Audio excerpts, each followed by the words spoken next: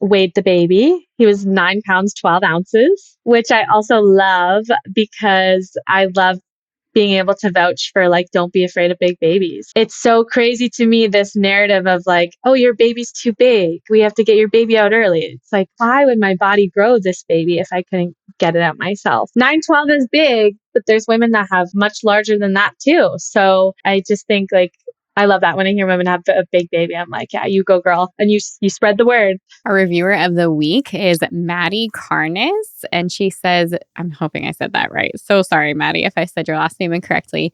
She says, second in hospital water birth, both going over 40 weeks. I want to start off by saying how truly wonderful and empowering this podcast is. I now have 2 beautiful babies, both born at the hospital I work at, which has an attached birthing center. Both births were water births and both went beyond 40 weeks. Because of this podcast, I felt so prepared to advocate for myself, educate my husband, and achieve the births I dreamt of. My first birth required a 1-week NICU stay for my son, in which I am so grateful for facilities like this hospital, where we easily birthed naturally and he was walked right over to the NICU. My daughter's birth felt redemptive with less than 5 hours of labor, and I got all the things I wanted to experience the first time around, such as delayed cord clamping, immediate skin to skin. No one else even took her off my chest for almost 3 hours. It was beyond amazing. I owe all of my prep work and confidence to this podcast and will continue to recommend to all my friends. Thank you so much, Maddie. Thank you for being here. Thank you for your review. Today, I'm so excited to share another My Essential Birth student story with you. Taylor Ward is joining me to walk us through her pregnancy, how she and her partner prepared using the course, and what it was like to bring her baby into the world. If you've ever wondered what it's like to go from feeling uncertain to fully confident heading into birth, you're going to love this conversation. And before we dive in, if you haven't grabbed it yet, we have a totally free birth plan customizer that will help you clarify your birth preferences and feel more confident for your big day. So just head to myessentialbirth.com/birth plan, all one word, to get started on customizing that and getting ready for your best birth. Welcome back to the podcast, Taylor. Thank you so much for being here again and for being willing to share another incredible birth story. For those who don't know you who are listening now, and I'm going to put everything in the show notes so that you guys get to listen to both of her birth stories because she is back again. Take a moment, introduce yourself, tell us a little bit about you and your birth partner, and then we'll kind of dive in. Yeah. So hi, everyone. It's Taylor back again. I am now a 30-year-old mom of 2. I live in Ontario in Canada, and my husband and I have just been loving the experience so far, all things pregnancy, birth, parenthood, and beyond. And yeah, we're currently in the thick of life with 2 under 2. I have a daughter and a son, and yeah, we just love every minute of it. So maybe not every minute of it, maybe a slight exaggeration, but you know, the highs, the lows, we'll take it all. So yeah, I'm excited to be back, and thanks for inviting me to come back on. Yeah, I'm excited today because I can't wait to hear this birth story in more detail because I got to hear a little bit about it, but now I'm like, oh, I want all the details, so that'll be fun. Yeah. Before we start though, I thought maybe this would be a fun like lead off question. What's one thing that you want listeners to understand about your birth journey? Oh, that's a good question. My husband and I were talking so much last night, and it was fun getting into all the details again, just to kind of think about where we started and where we are now and everything that we've learned along the way. And I think like the one thing that I want people to understand is that you really do have so much power in influencing what your birth experience is like. And I want the overall message to be that like birth is amazing and has the potential to be such a good, positive experience. And I think that nowadays there are a lot of factors kind of working against modern moms that kind of want to get in the way of all of that. So the more that you can inform yourself and seek information to help work against all those external factors, go for it.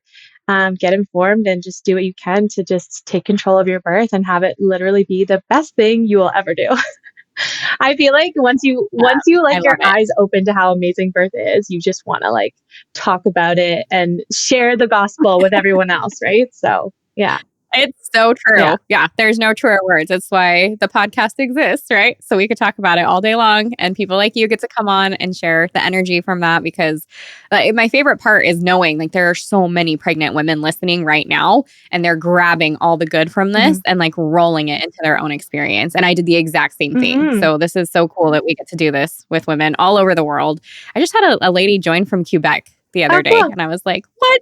How cool is that? You know, just where it's just everywhere. So, Oh, I love so it. neat that you get to, Yeah, you get to connect. it's like a one thing that is so universal that like no matter where you're from, like all women have this shared experience, and I love that that unites us and bonds us. And I'm just so passionate about wanting all women to have a positive experience. And when I talk to women who that's not necessarily their experience, it just hurts me. Like I'm like, oh, I just want better for you. And I do feel like these conversations play such a big role in influencing that. So, yeah.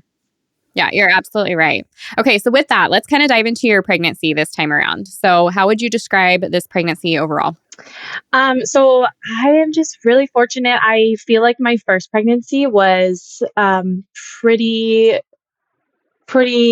healthy, pretty regular. You know, I dealt with a lot of like standard sort of minor symptoms. And then, so I thought, oh, maybe the second time around, I'm going to have a harder time. I actually think I almost had an easier time the second time around. I had virtually no nausea the first trimester, which was amazing, especially because, you know, I was doing pregnancy this time around with a toddler. That was like a gift that I didn't have to worry about that hurdle in the first trimester. The first symptom for me with both pregnancies was immediately a change in my energy levels. And for me this time around, it was like I was laying on the couch one night and 8 o'clock rolled around and I was ready for bed. And I was like, I need to take a pregnancy test because that is so not like me. I am such a night owl. And so as soon as I start to feel like I had those early bedtimes are calling my name, I'm like, ooh, I think I'm starting to grow a life. So, yeah, I was a little tired in my first trimester. Of course, that's kind of inevitable. But other than that, I half the time forgot I was pregnant. Obviously, you're not showing or feeling anything at that point. So life just kind of carried on. And that was nice. And then my second trimester kind of was how I remembered it the first time around, kind of the fun part of pregnancy where you do start to get a little bit of a bump and that's cute, you know, a cute little bump, and then you're still feeling good and life is still pretty normal. I actually went to Europe again this pregnancy. I had a friend that got married in Sweden, so I went and I did a Europe trip. I went to Iceland. I did like this adventurous road trip with my friend. So honestly, I just like was living my life the same way that I normally would without being pregnant. And I feel fortunate that I could do that, that I was feeling good like that. It wasn't until my third trimester that I start to deal with like, okay, this baby's getting big. It's inevitably getting uncomfortable. One of the worst symptoms for me with both pregnancies is the leg cramps in the third trimester. I'm like terrified of those. So I don't know for women listening if you've like experienced this, but yeah, I would wake up in the morning and like stretch my body, and it's like that would like spark this leg cramp. And yeah, the first both pregnancies when that would happen, I'd kind of wake up and my husband would think I was in labor, and I'm like, no, just this weird pregnancy symptom. And I always joke with this pregnancy, you know, there's all the midwives' tales about depending on what gender you're carrying, it either makes you glow or steals your beauty. I definitely felt more glowy my first time around. My second pregnancy, I was like, something weird is happening with my face. I was breaking out in my face a lot, and I was just like, whatever. Hopefully, this clears up once this baby's out. But yeah, it was a little different in the sense that I couldn't necessarily relax as much as I maybe wanted to because I was spending a lot of time with my daughter. She was 9 months old when we conceived my son, so they have an 18-month age gap. So she's still very much a baby, very hands on. I was actually still breastfeeding her when I was pregnant. That was something that was a little bit of a learning curve, and a little bit of a bummer for me is that my supply like completely dropped off. So I was trying to seek out a lot of advice about that because I did want to breastfeed her a little bit longer. And I was getting a lot of like conflicted information. Like some women have no issues apparently with it, and breastfeed all the way through their pregnancies, and others were like, yeah, my supply basically tanked and I just could not get it back. So that was something that was a bit of a bummer, but it actually happened around a time that my daughter was kind of naturally weaning anyways and eating lots of solids. So that was okay once I came to terms with it. But just interesting, those little things that like as these changes are happening in your body, you're just kind of learning as you go. And yeah, it's always weird as a woman when you're looking for answers and you're getting led on these different paths where someone will tell you that's true and someone will tell you it's not. It's a little bit of a weird game trying to figure it all out. But yeah, it was a good pregnancy. This time around, I was due in September. So I was in like the thick of my third trimester in the summer. And with my last pregnancy, that was during the winter. And I actually loved having the like end of my pregnancy be in the summer. I know people are different about that, but I loved being able to be like at the beach, in the water, light flowy dresses, bump out sometimes if you wanted. I was like living in my house in a crop top and little boxer shorts and just letting the bump hang. And I loved that. So yeah, it was nice. And then you get to go into your birth, with a nice tan and nice summer glow. So the summer pregnancy was where it's at for me. But yeah, it was good. I love that you shared that actually, because I have never been pregnant in the summer. I had my babies in January, March, and May. Okay. So I didn't quite make it to those warm months. And I've heard, just like you share, I'm so glad you shared that because I'm like, oh, I guess I'm really glad I was pregnant in the winter because I was so hot at the end. And, I was my own little heater and that was fine. But now I'm like, oh, yeah. I kept thinking, oh, I was never able to like get into water. We didn't have swimming pools nearby. Time I just did not have access to that, and I'm like, how nice would it have been that it was warm enough and I could be in the pool or at the beach and kind of let it all hang and relax and float a little bit. So that's cool. Let me ask you about your leg cramps. Did you happen to take any magnesium or any supplements to try and curb or help this?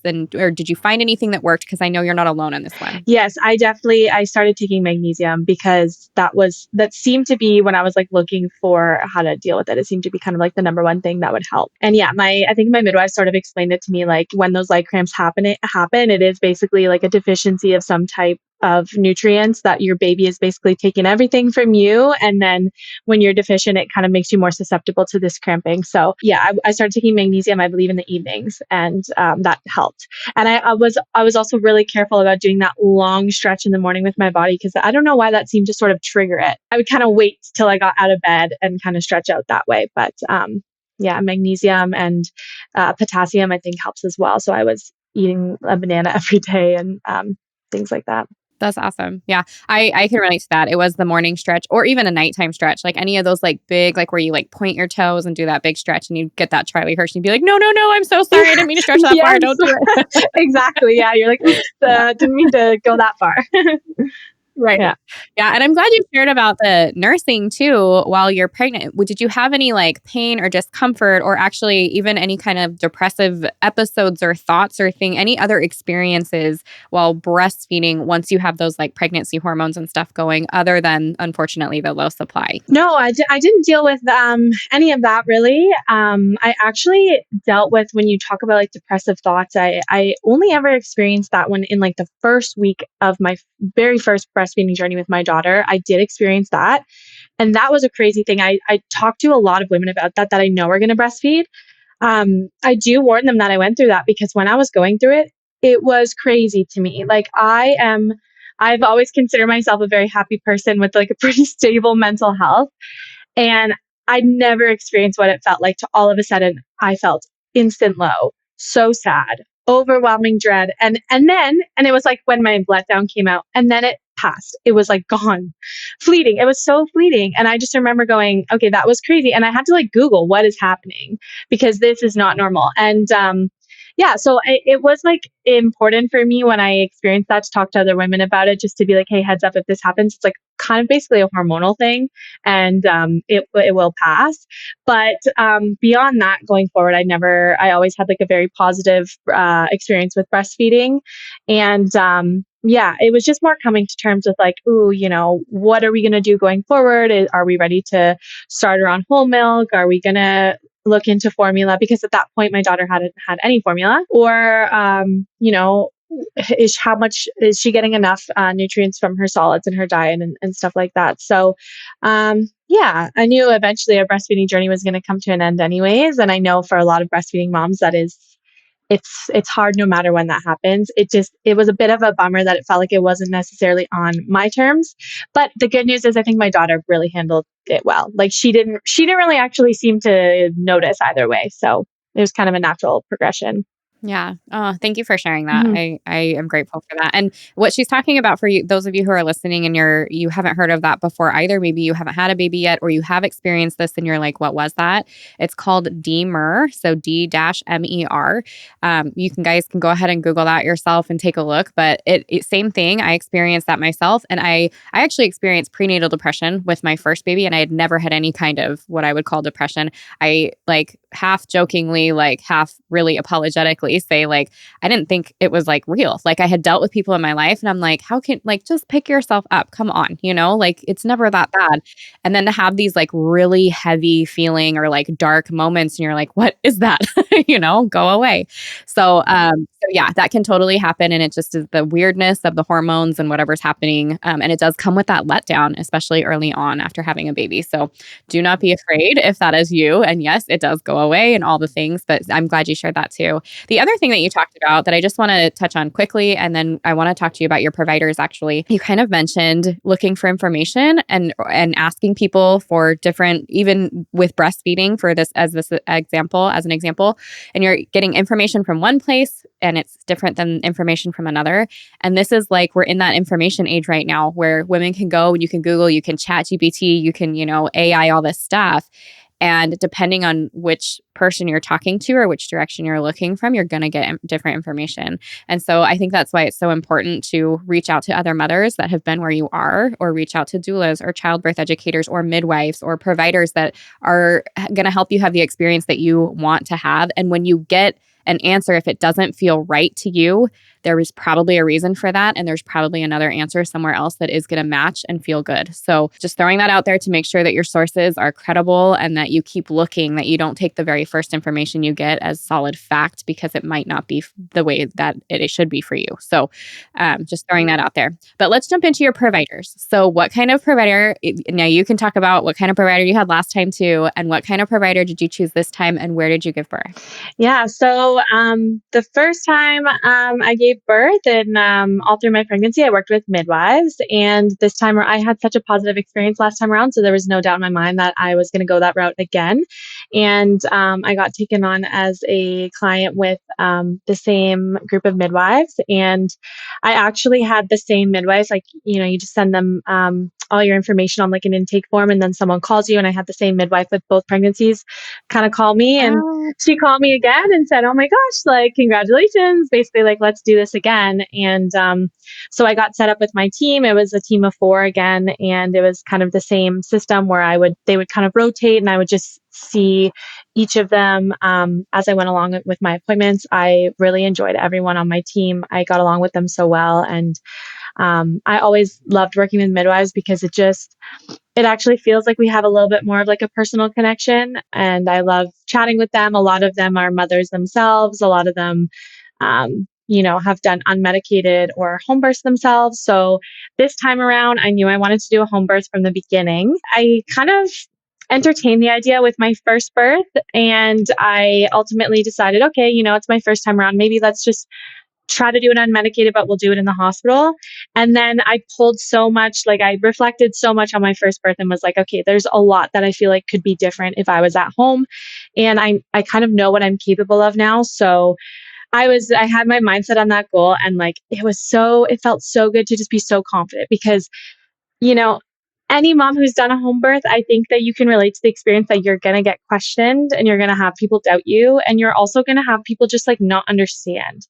You have people that just think, oh, you're just choosing a difficult route when you don't have to. And it's like, no, I'm choosing literally the best thing ever. And it's so amazing to have that confidence to be like, I know this is what I want. And I know that it's going to be rewarding and I'm going to really be happy with that choice. So yeah, I told my midwives from the very beginning I wanted to birth at home.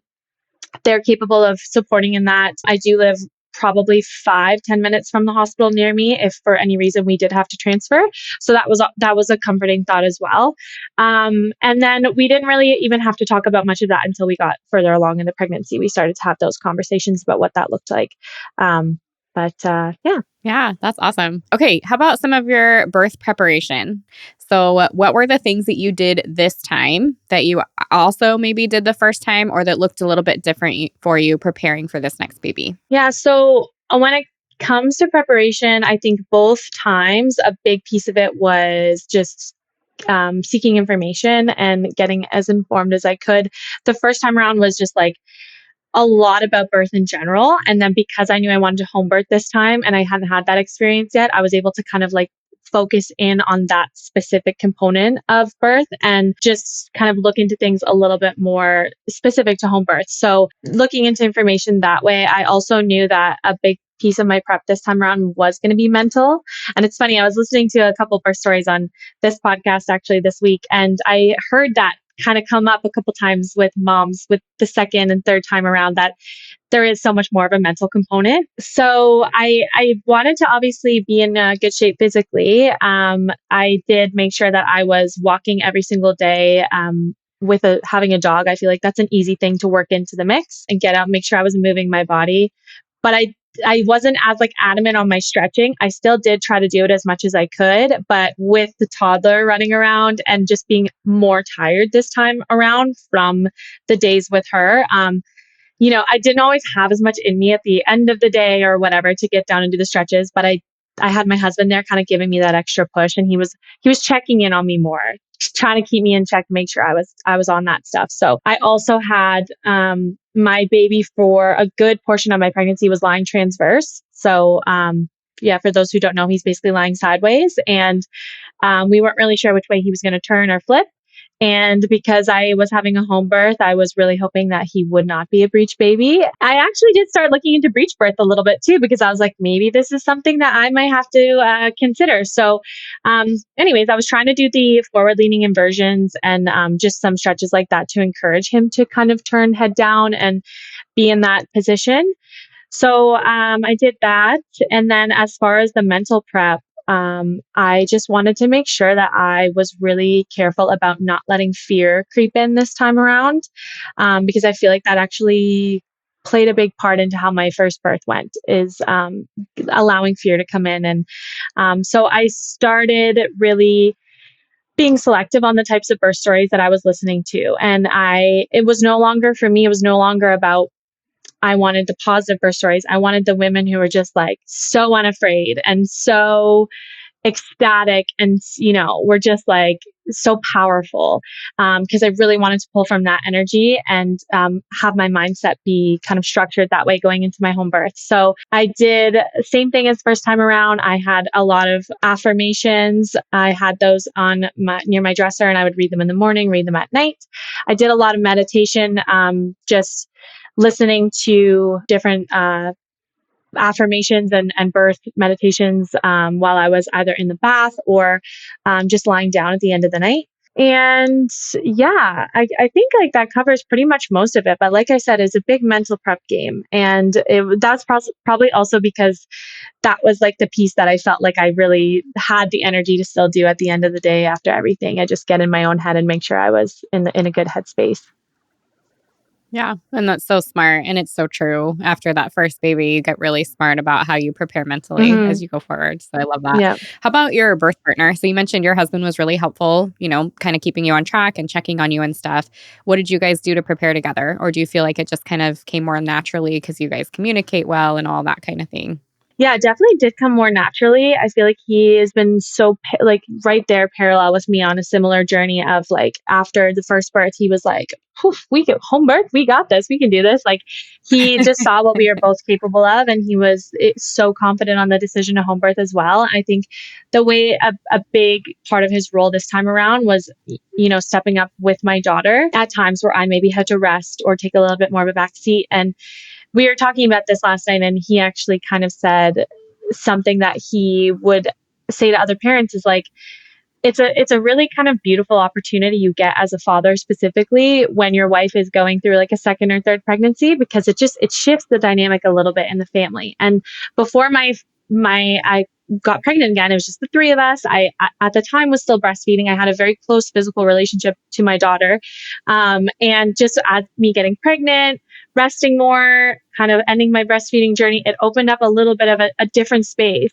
for my husband to step in with my daughter. And he's always been a very hands-on, very involved dad. But he was like, oh, it's kind of nice that you have to back off a little bit and I get to weasel my way in, spend more time with her. Like he just saw it as like really like more opportunity to bond with her. Maybe he was doing more bedtimes because I was going to bed earlier. So he actually loved that. And obviously, dads, they're so good for the physical play and like getting the energy out of your little ones when you're probably not doing a lot of that while you're pregnant. Right. So most of the pregnancy, that was like kind of like his big role. He watched or was on his own with my daughter for 10 days so that I could go travel Europe while I was pregnant, which was amazing. And, how fun. yeah, so he's very supportive that way. And then when it came to the actual home birth, he was funny. Like, he was so chill about it. He was kind of like, okay, like, yeah, just give me like the spark notes. Like, what do I need to know? Like, I think he really was not worried. And then, he kind of knew what he had to do when the labor started. And so, he just wanted to make sure he had that information and he was ready to go once things kicked off. So yeah, I think that covers most of it for him. Yeah, that's awesome. How about your daughter? Were you planning on having her there with you? Did you call, family or somebody to be with her during the labor, or was that kind of on your husband? Did you have a doula? What other support did you have? I had watched so many birth videos where moms had their older kids there, and I think it's so beautiful. And I almost think that I would have that experience in the future if my kids were a little bit older, because she was only a year and a half at the time. I worried that if I didn't know how I was going to be handling things, and I worried that like her seeing me a certain way might actually, she just wouldn't be able to maybe understand, it might scare her. And I didn't want to be distracted by feeling like I had to like comfort her and work through that while I was trying to labor. So I was like, yeah, I think she might be a little bit too young. I like love the idea of her being there when like the baby comes out, but I was like, for simplicity, let's just have her go for a sleepover at her grandparents' house. And we were so fortunate that like she just, based on the timing of when things kicked off with my labor, like we knew things started. She got to sleep all the way through the night, woke up in the morning, and I got to say goodbye to her. And yeah, and I was like, see you later. When you come home, you're gonna have like a baby brother, baby sister, and so it was fun. Yeah. That is fun. So you said baby brother or baby sister. So did you not find out this pregnancy if you're having a boy or girl? We didn't. We did a surprise gender again this time around. And that's another thing that I cannot recommend enough. It's so fun. Yes, I'm with you. I'm like, oh, I wish I would have done it for all three of mine. And we always said if we had more that we totally would do. Oh, you never did it? No, well, we did it with our last one, with our third. Okay. And we loved it so much that we were like, if we have more kids, we're like, we should have done this with all of them. It was so fun. Yes, it's amazing. I swore he was a girl. I made him all the pink and purple stuff. And even when we like sent out the like, he's here, I forgot to grab boy blankets from my kid's room because I was so sure that it was a girl and it wasn't on my mind. And so he's wrapped in one of the blankets that I made for my little girl that I didn't have. Oh no, that's so funny. They were like, wait, you said David? We're like, yeah, it's boy, sorry. Isn't that so funny? I think that's the one thing that like, it's like mother's instinct with birth and pregnancy is so strong with all these things. But yeah, I hear so many women who are like, oh, I knew it was this gender. And then they were so wrong. And it's like, how is that the one thing that we just like, we're not in tune with? Yeah. Yeah. Well, and it's so funny because I had dreams within my pregnancy, and like there are two specifically that I remember. And when he was born, there was one where it was just a weird pregnancy dream. So I had like pulled him out of my belly at some point and looked at him and tried to put him back in, and he couldn't go back in, turned into a nightmare, you know? But when I grabbed him after I gave birth and I looked at him, I'm like I knew, like you're the one that was in my dreams. Like, I love but that. I was so like, I have two boys. It is time for a girl. Yeah. Just almost trying to manifest. You know what I mean? Yeah. Like, yes, I manifest. Exactly. Yeah. If I keep thinking girl, it's going to be a girl. But yes, I was 100% wrong. Okay. So your first baby, when you pushed back an induction several times with that first pregnancy, And it was like 41 plus 6, like right before you would have had to transfer, that you did the midwives brew and went into labor. So how far along were you this time when you went into labor, and what did that look like? And then let's dive into the birth story. Yeah. So this time around, my son was 8 days past his due date, and it was nice because of my experience with my first birth. As soon as I got pregnant this time around, I was like, I'm not doing anything. My baby is coming when they want. I'm not doing the midwives brew. I'm not even going to be like bothered by people suggesting me to get induced because it's just not happening. Me and my baby, after my due date, once I'm off work, we're having a little vacation together, and we are just going to relax and enjoy. I'm not even honestly going to do curb walking. Like I was like, I'm just going to enjoy it. So, and also like when it's your second and you've got an older sibling, it's like, let me soak up this time with my first child. So like, I'm not necessarily trying to rush into it. I've got a lifetime to spend with this baby. So let's soak up these last few days. So I knew that was my intentions going into it. I also, with the midwives brew, I reflecting on my first birth, although I am grateful that I took it. And I think that it served its purpose. It did cause me to have a lot of nausea during my birth, which was not the most enjoyable experience. And I also do wonder if it influenced the intensity and the power of the contractions because everything started so quickly and came on so strong. So I was like, okay, I'm glad that I did it that time around, but this time around, I just have that little bit of extra confidence and strength to be like, no one's coming between me and my baby and when they want to make their arrival. But the only thing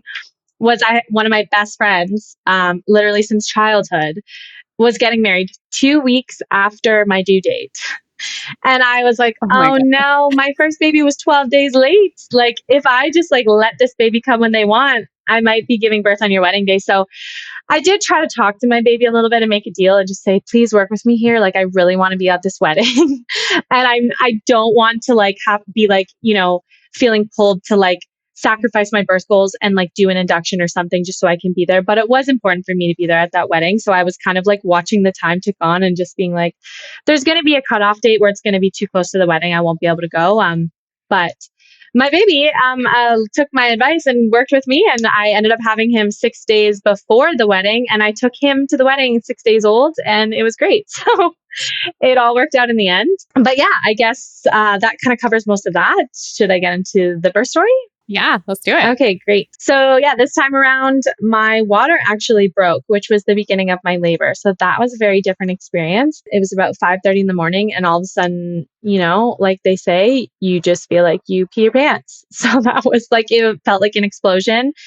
And it like startled me awake. And I was like, oh, I think this is what they call your water breaking. That was crazy. And I was so excited because obviously we were 8 days past the due date. So it had been a little bit of a long time coming. And I also heard the advice that, if that happens, let your husband sleep as long as he can so that he can be rested to help support you. So as long as like you're good, like also you just go get more sleep. So I did try to get more sleep, but I guess I underestimated how much liquid comes out when your water breaks because I kept trying to sleep, but then I kept getting more gushes of water, and then I kept just like soaking through like my pants, and I was like, this is like a very humbling experience. What is happening right now? And I wanted to talk to someone. I was like, who do I tell? I'm having a baby today. Everyone's sleeping in my house. This is so weird. Anyways, I was downstairs by myself, kind of in and out of sleep just for a couple hours. And then at around 7:30 at that point, like I did start to feel contractions coming on like pretty consistently. So I went upstairs and I woke my husband up, and I just said like, hey, I think we're having a baby today. And that was really cool to get to like wake him up that way. And he was all excited. So he kind of jumped into action, and he went downstairs and just started like prepping the birth space. I'd printed off all my affirmations that I had like at my dresser throughout my pregnancy. I had kind of strung them up above my living room with some string lights because I thought I was going to birth in the evening, but I birthed in the middle of the day. But it was a very cute setup. It was in the living room, which also doubles as like my kids' playroom. And so I was like, declutter, like get rid of the toys. We like moved some of the toys around. We brought in like plants and flowers. And, I had like a little memorial tribute, a little photo of my mom, my ultrasound photo, and just like things that were just going to like really make it like a really cozy, positive space. I don't know. I didn't think that laying there in the birth pool staring at like, building blocks and stuff was going to be the right vibe. So, and then my husband had got like the diffuser going with some essential oils. He put my birth playlist on right away, and that was really nice. And so while he was doing all of that, I did already kind of start to feel like the contractions were picking up a little bit, and I decided to have a shower. And then while I was in the shower, I started to feel like, oh, I actually feel like I need to kind of move through these. And a big takeaway from my first birth, again, was the power of movement. And I feel like I got to a point with my first birth where I got into the bed and then I had a really hard time getting out of that. And I was just kind of laying still for a long time. And it felt like the contractions were literally just washing over me. And I think about that metaphor of like contractions being a wave so often because it's literally the perfect metaphor. And I think about how, you can visualize what it feels like to be swimming and not be going with the wave. And the wave is just washing over you and you can't stand up. You can't catch your breath. It's overwhelming and it's hard to get out of. And that is sort of how it felt with my first birth. So I came away from it going, I need to figure out how to ride the wave better, so I can kind of go up and down as the contractions come. So a big piece of that was the movement. And I was like, I'm going to move as early as I can for as long as I can. And if I need to lay down, just try to keep it in like little spurts and then get back up again. So I was kind of doing hip circles and swaying in the shower. And then once I got out, I was able to kind of walk around a little bit. My daughter, I think, was waking up around this time. So we had called her grandparents to come pick her up. And I continued moving, just bouncing on the birth ball. And that was good for a little while. And then as things started to get even more intense, I needed to kind of lean over the birth ball. So I was on the floor on my knees, leaning over, swaying back and forth. And then I think it was at that point, we were maybe around 10 o'clock. And so I'd just been laboring just for a couple hours and we already felt like we needed to call the midwife. I will say for like context, my first birth was around like 11 or 12 hours. So we were just, with the way things typically go, we were thinking it might be under that. But the way things were progressing, I was like, okay, I think, yeah, this is going to be quicker than last time. So we called the midwife and she came over, and just based on who was on call that day, it was my midwife who had done both my intake calls with both of my pregnancies. So I was so excited that it was her because it just felt like at this point, I felt like I had shared so much of my journey with her and I knew her so well. So I was like, oh, she's, going to be the one to deliver my baby. That's so cool. After I was leaning over the birth ball for a little bit, I did kind of feel like I needed to rest and I wanted to go lie down. And in my head, I was like, okay, you're going to go lie down for a little bit, but don't get stuck there. And I was doing well in the bed. I actually enjoyed lying down and getting a little bit of a rest. And then my midwife, not too long after that, she asked me if I wanted to get in the birth pool. And I was like, what? Like, I thought that was a crazy suggestion because I thought I still had so much longer to go. And I was so afraid of like getting in the birth pool, and then, having to get out for whatever reason, because in my head, I was like, there's no way the baby is like going to be coming anytime soon. And I don't want to be going in and out of the pool. But I was like, you know what? It might be nice to kind of change things up. So I went downstairs and got in the pool, and it was like just instant relief, the best feeling. And I wasn't sure how I was going to feel about the birth pool because I did use the hospital tub and I enjoyed the warmth of the water, but like the hard hospital tub is just not the same. Like I just couldn't figure out how to get comfortable. I just felt so awkward in there. So when I got in the birth pool, I was just like floating around and it was a nice way to break up as things had started to get really intense. I got in the pool and I was like, oh my gosh, I feel so good. And I was laughing and I asked my husband to like pass me his phone. I was like, I want to DJ. I want to like change the song. And he was so shocked by how different it was at this stage in the labor from the first time around. Because first time around, I was basically unreachable at this point. I'd kind of gone into my own head and was denying all help and was like, it was very much that like, I'm in a dark cave, let me labor alone and be alone. And this time around, I was like, I'm going to have fun with this. I'm going to enjoy this. I'm going to keep this energy going. So my husband was also super chill. All of a sudden, I heard him start talking about he was going to order Uber Eats and he was asking my midwife what she wanted to eat. And I was like, okay, slow down. I think maybe you're a little too chill. Let's check back into what's happening here. But it was good. He ordered food and I was able to eat and drink and make sure that I did that. Because the first time around, again, I started to just like push everything away. But I wanted to make sure I was well nourished and energized. And I was kind of floating around the tub a little bit. I felt super mobile, and the water was just like the perfect temperature. It actually gave me a lot of relief, like so much relief to the point that I, again, was just not convinced that my baby was coming that soon because it just felt too easy. Um, Mm. and there was definitely some strong contractions happening at this time, but there was a lot of time I felt like for me to kind of catch my breath in between. And like I described, felt like I was just riding those waves. And so they came and things went up and then they went down. And then I got to breathe and I had conversations. And it was just, it just felt like, okay, this is more how it's supposed to be. And then I did start to get louder and more vocal and start breathing through everything more intensely. But the first time around, I had started getting to the point of, not to alarm people, but a little bit screamy. And I remember reflecting on that after and being like, how come I don't see a lot of birth videos where people are screaming? Like, am I a crazy person? I will make a note of that, ladies. If that is how it goes for you, do not have any regrets about it. Like, you do what you got to do. And birth does look so different, and that's okay. And so that's something I have had to come to terms with and remind myself. And I'm like, that was just first time mom birthing at the hospital. This is second time mom birthing at home. It's just different. But still getting loud. And something that I loved about being at home is that I didn't, I didn't have to worry. Like, even though you're in your own room at the hospital, you're in your own room on the whole hospital floor. There's a lot of people outside those doors.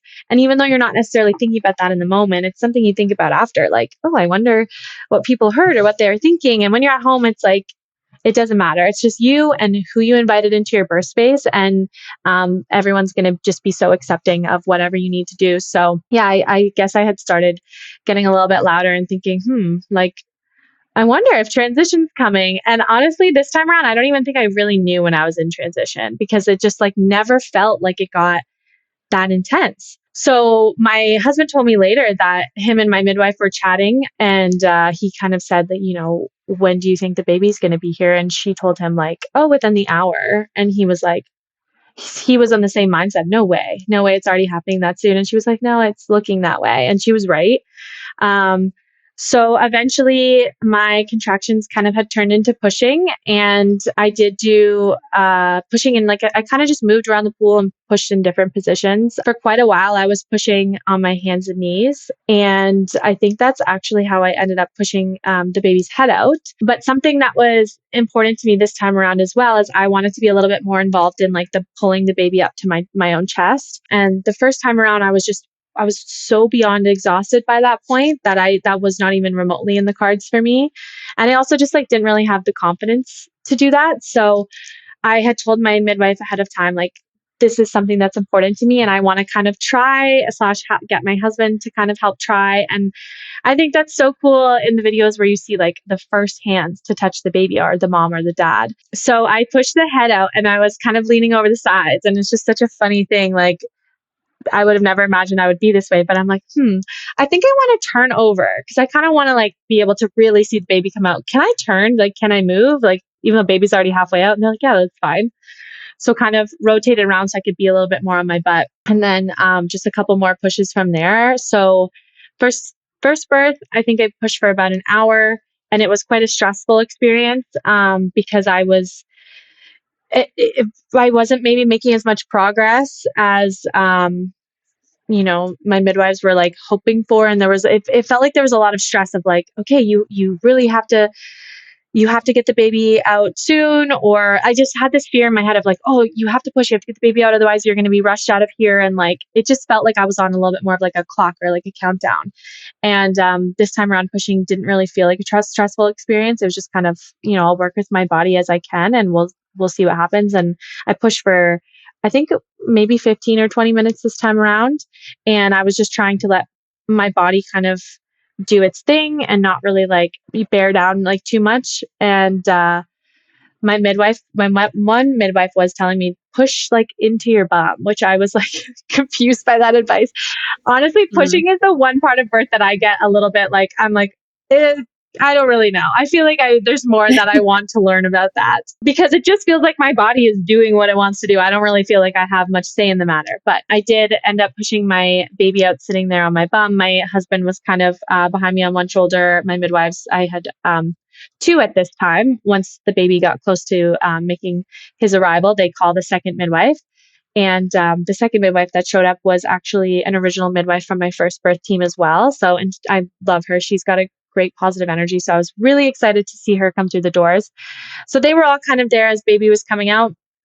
And I needed like a little bit of help kind of like maneuvering him up, but my hands were on him and I was able to pull him up to my chest. And like the feeling of having him there in that moment was just like, I was like laughing and smiling and so ecstatic and just like looking at my baby like, we did it. This is so cool. And the first time around, although still in every way such a beautiful moment, it was a lot of like, I was overwhelmed with like relief and like I was so tired and I was still so excited to see my baby. But this time, like my energy was just very different. And because it was like that, like the first time I gave birth, of course it's different because it was my first baby, but the second she was out, I was like, what is it? What is it? What is it? I was so focused on the gender.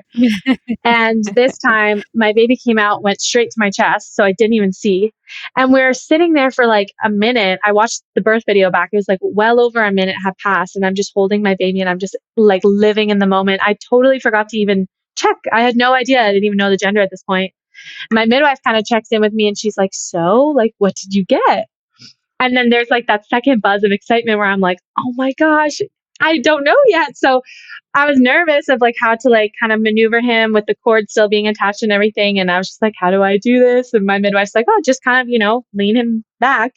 So just kind of lean him back a little bit. And then we found out that we got our boy, which is so exciting. I also kind of I was leaning towards girl, was thinking it was a girl. So it was like a little bit of that shock, but it was so exciting. We were like absolutely thrilled. And yeah, I can't even find the words to explain that moment. It was so special and so beautiful. And like, honestly, everything that I dreamed of, I couldn't say anything better about that. And, the only thing that was tough is that we didn't have a boy name picked out. So we're like, oh no, we have to sit on this for a little bit. He didn't have a name for like 12 hours. And then we eventually came to it. So yeah, that was just amazing. And then we just kind of floated in the water, like hung out in the pool a little bit, just the two of us. My husband was kind of taking some pictures. The midwives were doing what they needed to do. But we really just like, it was just me and my baby. And we just kind of had our space for a little while we waited for to birth the placenta. And then I birthed the placenta fairly easily. We just kind of put it in a tray and it floated in the water for a little while. So I think I was in the tub for quite some time. Just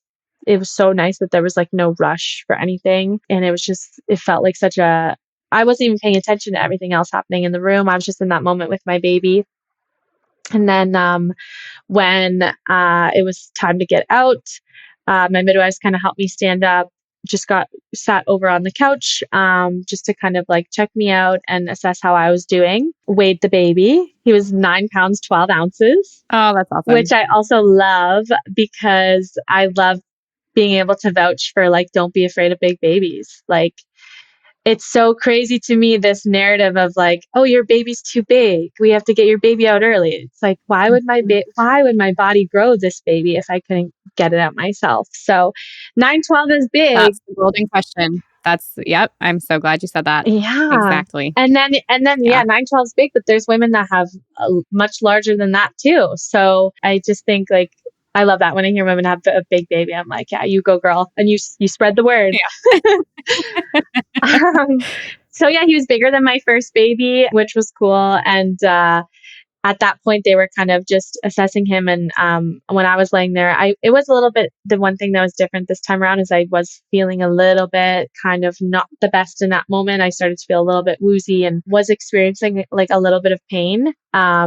Almost like contraction type pain. And with my daughter, I remember like when she was out and the placenta was out, I was pretty much smooth sailing after that. So I was kind of expecting that and anticipating that. And when that didn't happen, it was a little bit of like, ooh, what is happening here? And again, just kind of a note about things just go differently depending on, a number of different factors. But it was nice that I was at home on my couch and like I just felt comfortable and in good hands with my midwives. They did see that I had, just a very, very minor tear, kind of close to where I had a small minor tear with my daughter. And the thing that I really appreciated this time around is my midwife had given me the option to not have stitches. And she told me, stitches may help kind of heal maybe quicker, or if you're moving around, and it's a good way to go. But if you don't get stitches, it can actually like kind of help heal more naturally. The only thing is you just want to be extra careful that you're like really taking it easy in the days following the birth. So she's like, yeah, I don't have to do stitches if you don't want. So I opted out of the stitches. Oh, and that reminds me, I forgot to mention that I had no cervical checks through this whole birth. And I also would recommend that. Mm, That was a big I love piece. that. That was a big piece of my birth. And like, it was so hard the first time around when, I was in labor and I was already kind of in my own head and zoned in and doing what I needed to do. And then all of a sudden, like someone pops up and they're wanting to, do what they need to do with a cervical check. It's not the most comfortable experience, especially if you are dealing with like back to back contractions. And after everything that I learned, I kind of realized like, you don't really need to have them. And they don't always indicate exactly, they don't really give you really concrete information. They can sometimes be actually misleading. So I told my midwife before, in the weeks leading up to my birth, like, can I just like set the rule that I kind of don't want cervical checks? And she was so comfortable with that. She's like, absolutely, you don't need to. If you change your mind in the moment, I'm happy to do it. But she's like, it was really helpful for me that I had a provider who felt confident and like not even phased that I requested that, like, and I don't think that would be the case depending on your provider, because there are some people that believe that they need to be doing that while you're in labor. So to be undisturbed in that sense was amazing. And yeah, looking back, it's like, it was so irrelevant at the time. My midwife could honestly sense, based on what I was doing, how I was acting. She's been to so many births. She kind of knew how things were progressing without having to interfere that way. So I loved that. Would definitely do that again and would definitely recommend. And yeah, after I was on the couch and I was basically good to head upstairs for a shower. My husband at that point got to have his time with the baby, got to have some skin to skin with him, which obviously he loves so much. My midwives helped me get into the shower, get rinsed off, get dressed into my clothes, and then get into my own bed. And then they bring you your baby back, and you're like, ah, here we are, like, and we get to be in this newborn bliss and this newborn bubble. And they like made sure that I got, like, they brought me some food and made sure I had like a nice meal to have afterwards. And then they just kind of cleaned up what they needed to. And they stayed long enough that it didn't feel like they were rushing out, but they also were like, you guys are good to go. Like, you've got your baby, you know what you're doing, and our work here is done. So all the best. And they left.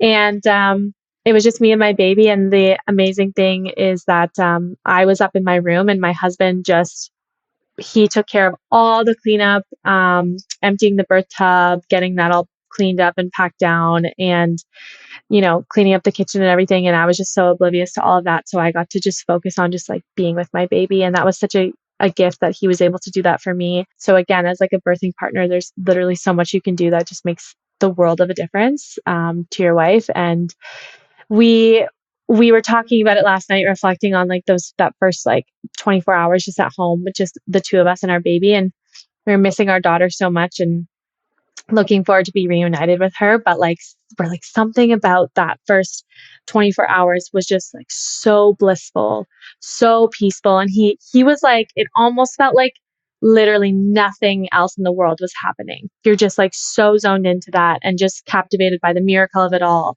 and how amazing it is. And you're just trying to process everything that just happened. And yeah, it was so nice to not have someone poking their head in every hour or so to ask you questions and like, how's breastfeeding going? And, having a nurse like show you how to grab your boob and shove it in the baby's face and like all these things. Like it was we got a lot of help, and we appreciated a lot about our experience in the hospital the first time around. And I think that it was valuable to me as a first time mom. But because I didn't need any of that the second time around, I loved being able to just not have it and to just be like, I know where to go from here, and I'm just literally going to soak this up, and nothing's going to interfere with that. So that was so special. And then I had uninterrupted time to stare at this baby's face and say, what am I going to name you? So, Aw. yeah. Okay, can I take you back just for a moment? And I just want to talk about in that birth space. And I absolutely love your story. This is such a beautiful story. And the contrast, because they were both great experiences. But then you even just, and the strength and the joy and like all that stuff that you said you were looking for in other births, I feel like you get to relay that so well to moms. And that's so cool. But let's go back. And I just want to talk about kind of contractions and kind of how those came on. And if you remember at all, kind of how far apart they were, what they felt like, how long they were lasting, and how you worked through them. And then if your husband was helpful with any of that, was he kind of hands-on? Were there things that you did to really relax or work through them? Because even in listening to you speak, how you were like, I really thought we had more time to go. It felt really good. All these like positive things. I'm so curious about how you handled them.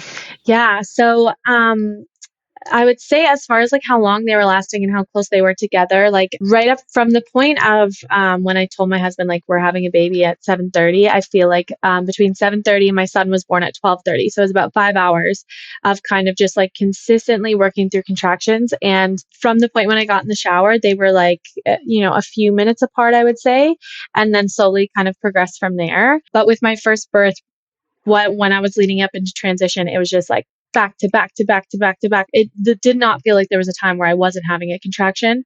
And I never went through that this time around. They did get closer together and definitely stronger and more powerful, but never to that extent. And then for working through them, like I said, movement was absolutely key. And then a huge thing, again, bringing it back to that mental prep, which I'm glad you asked about, because I actually like repeatedly over and over again during this birth said, I'm not afraid in my head. And I basically like dismissed the fear, because as things are changing, and I remember how my last experience was, I could start to feel those thoughts of like, you know, the talk that's like, it's going to get harder, it's going to get more intense, like, are you ready for this? And I just was like dismissing those thoughts, like, nope, you're not, there's no room for you in here, and like drown them out basically with just telling myself I'm not afraid. I also will say, like, I am not really a religious person, but I'm very open when it comes to spirituality. I would say that I'm on a little bit of a journey in that sense, that I am open minded, and I'm kind of like, I feel like I will at some point in my life be more grounded in what I believe. But right now it's kind of an open thing for me. But I did notice that a lot of these birth stories that I was listening to or watching, there was always like a spiritual component. And I did have to reflect, like, what if your first birth was so hard because you were trying to do it on your own without, the power of God or some greater power? And maybe we're not supposed to do that. And there's so many women, and like Stephanie, I know this is a part of your birth stories as well, like that can attest to calling out for that support, and saying those prayers actually played a large role in being able to persevere and have control of your birth in such a powerful, positive way. So I did actually lean into prayer a little bit in this in this birth as well. And I prayed a lot, just saying like, please don't leave me in this moment. Like, please be here with me in this moment.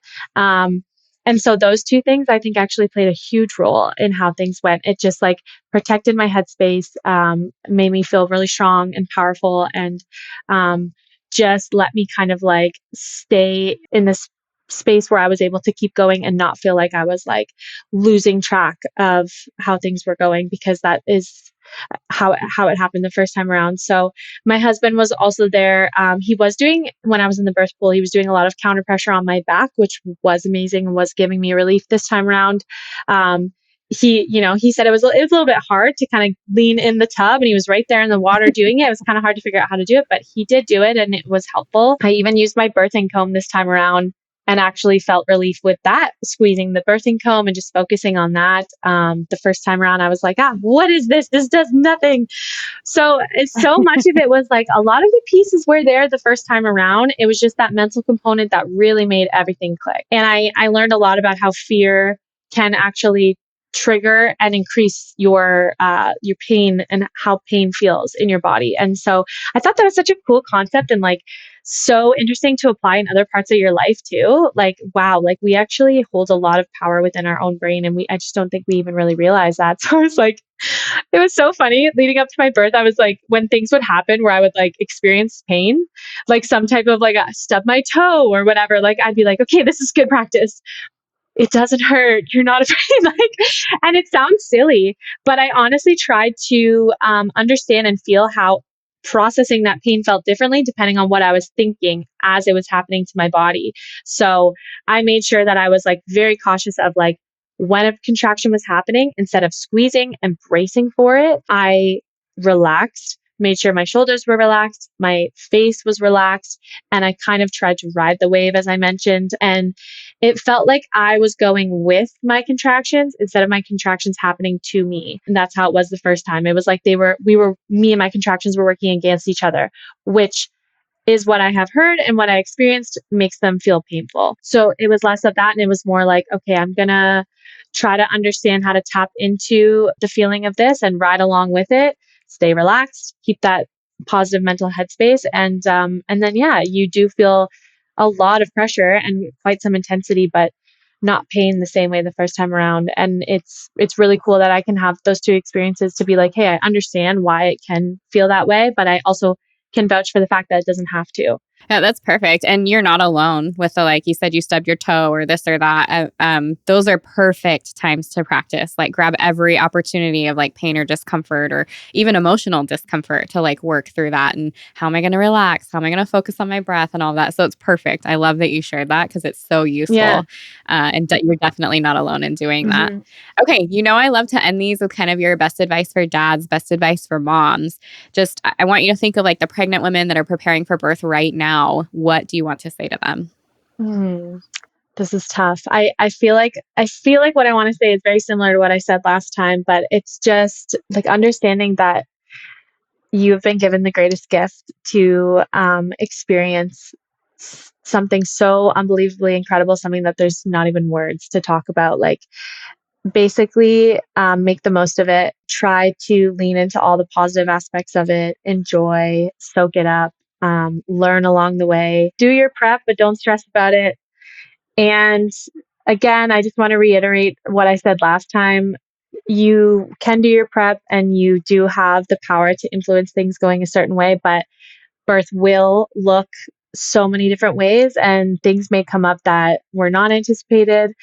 At the end of the day, you just have to feel so grateful for being able to birth your baby, grow life and bring it into this world. And yeah, I think that a lot of it is about perspective and how you choose to look at it. And I know that there's a lot of women who would just die to have the privilege to get to do something like this. So if you are one of the lucky ones who gets that gift, it's just like embrace it and surround yourself with people who are, I feel like minded, like really makes a big difference because there's a lot of noise in this space and you can so easily get distracted by the wrong messaging. So if you're here listening to this podcast right now, it's a good sign that you're kind of like seeking out those positive resources and surrounding yourself by people who just think birth truly is the coolest, greatest thing because it is. And then from my husband's perspective, he's full of all sorts of great advice. I wish he could have been here on the podcast today, but his advice this time around was he wanted to focus on home birth specifically. And he basically said, after our birth, he said, all I want to do is like support other families and encourage them to try for a home birth. Like it just feels like what we experienced was so amazing. He so desperately wants other people to have that same experience. So he said, if you are considering like even just an unmedicated birth, but particularly home birth, just like continue to challenge the stigma that home birth is reckless and dangerous. And he said it's actually, in our experience, comparing like our experience with birth to everyone else we know who's gone through it up until this point, it's actually been so the opposite.